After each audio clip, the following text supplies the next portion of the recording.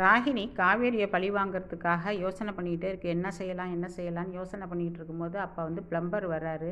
இங்கே ஏதோ ஒரு மிஷின் வந்து சாக்கடிக்குதுன்னு சொன்னாங்க, சுவிட்சு வந்து சாக்கடிக்குதுன்னு சொன்னாங்க. அது எந்த சுவிட்சு மேடம் அப்படின்ட்டு வந்து ராகினி கிட்ட கேட்குறாங்க. அப்போ ராகினி இதுதான் நல்லது, இதுதான் நமக்கு டைம், நல்ல டைம் அப்படின்னு சொல்லிட்டு என்ன பண்ணுது, போய் வந்து பைப்பை ஆஃப் பண்ணிட்டு வந்து கிச்சனுக்கு வர தண்ணியை வந்து அந்த இதை வந்து ஆஃப் பண்ணிட்டு வந்துடுது. பைப் லைனை ஆஃப் பண்ணிட்டு வந்து பேசாமல் நிற்கிது. நல்ல பிள்ளை பையன் மாதிரி நிற்கும் போது வேலைக்காரவங்க சொல்கிறாங்க, தண்ணி வரல பாப்பா, நீங்கள் கொஞ்சம் இது பண்ணி விடுங்க, மோட்ரு போட்டு விடுங்க அப்படின்னு சொல்லும்போது மோட்டருக்கு உள்ள சுவிட்சில் வந்து சாக்கடிக்கிற மாதிரி பண்ணிடுது ராகினி. பண்ணது என்ன பண்ணுது, நீங்கள் போய் என்ன பண்ணுங்கள், காவேரி கிட்ட சொல்லுங்கள் அப்படிங்குது. காவேரி கிட்ட போய் சொல்கிறாங்க, பாப்பா கொஞ்சம் மோட்ரு போட்டு விடுங்க அப்படிங்கும்போது காவேரி ஒன்றும் தெரியாமல் எந்திரிச்சு போகிறாங்க, மோட்ரு போட போகிறாங்க.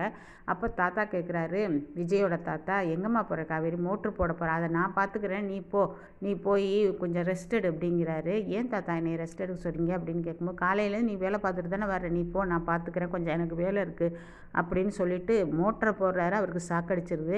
இதை பார்த்துட்டு காவேரி கத்துறாங்க, பாட்டி இங்கே வாங்க, தாத்தாவுக்கு சாக்கடிச்சிருச்சு அப்படின்னு கத்துறாங்க. பாட்டி ஒடியாத வந்து என்னமாச்சுங்கும்போது, தெரியல பாட்டி, மோட்ரு போட்டாங்க, ஷாக் அடிச்சிருச்சு, அது பிளம்பர் இப்போ தானே வந்துட்டு போனான் அப்படிங்கும்போது இதை பார்த்துட்டு ராகினிக்கு வந்து ஒரே இதாகிடுச்சு. என்னடா அது, நம்ம இவளுக்கு வச்ச பொறி இவர் வந்து மாட்டிக்கிட்டார் அந்த வயசுக்கிழமை அப்படின்னு சொல்லிட்டு மனசுக்குள்ளேயே திட்டிட்டு, என்னாச்சு பாட்டி அப்படிங்கிறாங்க.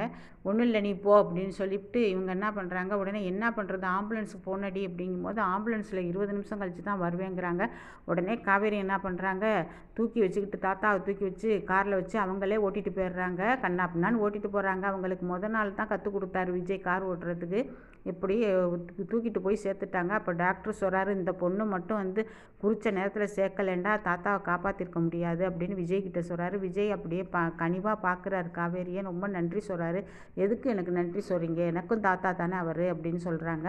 அப்போ வந்து பாட்டி சொல்கிறாங்க, இந்த மாதிரி பொறுப்பான பொண்ணு தாப்பா விஜய்க்கு நான் தேடிக்கிட்டு இருந்தேன் அப்படிங்கிறாங்க. காவேரியோட ஃபேமிலியெலாம் வந்து பார்க்க வர்றாங்க. தாத்தாவை பார்க்க வரும்போது, நீங்கள் என்ன இப்படி அசால்ட்டாக இருந்துட்டீங்க, எந்த சுவிட்சில் வந்து சாக்கடிக்குதுன்னு நீங்கள் பார்த்துருந்துருக்கலாம்ல, ஏண்டி காவேரி ஒரு வார்த்தை என்னை கூப்பிட்ருக்கலாம்ல, நாங்கள் ஓடோடி வந்திருப்போம்ல, இங்கே தானே இருக்கிறோம் பக்கத்தில் அப்படிங்கும்போது எனக்கு என்ன செய்கிறதுன்னு தெரியலம்மா, அந்த நேரத்தில் நான் யாரை கூப்பிடுறதுன்னு கூட தெரியல, விஜய்க்கு மட்டும்தான் நான் கால் பண்ணேன் அப்படின்னு சொல்கிறாங்க. அப்போ பாட்டி சொல்கிறாங்க, உங்கள் பொண்ணை நீங்கள் நல்லபடியாக தான் வளர்த்துருக்குறீங்க. நான் வந்து விஜய்க்கு வந்து தாய் தகப்பன் இல்லை, இவன் பின்னாடி எப்படி இருக்க போகிறானோ, எந்த பொண்ணு வந்து மாட்ட போகுதோன்னு நினச்சேன். நான் காவேரியை கூட அப்படி தான் நினச்சேன், துடுக்குத்தனமாக இருக்கிறாளேண்டு. இப்போ இவ வந்து அடுத்தவங்களையே காப்பாற்றுறவ, விஜயை வந்து கடைசி வரைக்கும் வச்சு நல்லபடியாக பார்த்துக்குவா, எனக்கு அந்த கஷ்டமே இல்லை. எனக்கு வந்து நாங்கள் வந்து இவனை வந்து விஜயை நல்ல பொண்ணுக்கிட்ட தான் நாங்கள் பிடிச்சி கொடுத்துருக்குறோம் அப்படின்னு சொல்கிறாங்க. அதுக்கு விஜய் அப்படியே பார்க்குறாரு. இங்கே காவேரி மனசுக்குள்ளே நினச்சிக்குது, இன்னும் 7 மாதம் தான் நான் இந்த வீட்டில் இருக்க போகிறேன், நீங்கள் ஏன் அதுக்குள்ளே கோட்டையெல்லாம் கட்டுறீங்க பாட்டி அப்படின்னு மனசுக்குள்ளேயே நினச்சிக்கிறாங்க காவேரி. நினச்சிக்கிட்டு விஜயை ஒரு மாதிரி பார்க்குறாங்க. விஜயும் காவேரியை பார்த்துட்டு வெளியில் வருதுவோம். 2 பேரும் வெளியில் வர்றாங்க. வெளியில் வந்து, பாஸ் நான் வந்து காரை கண்ணா பின்னாடி ஓட்டிகிட்டு போனேன், அதில் எங்கெங்கெல்லாம் இடிச்சிருச்சு, என்னை மன்னிச்சுங்க பாஸ், சாரி பாஸ், சாரி பாஸ்ன்னு காவேரி சொல்கிறாங்க. அதுக்கு என்ன காவேரி, தாத்தாவே நீ காப்பாற்றிருக்கிற, நீ என்ன எதுக்கு, அது போனால் போயிட்டு போகுது, காரே போனாலும் போயிட்டு போகுது, எனக்கு தாத்தா தான் முக்கியம் காவேரி அப்படின்னு சொல்லிட்டு காவேரியை கட்டி பிடிச்சிக்கிறாரு விஜய்.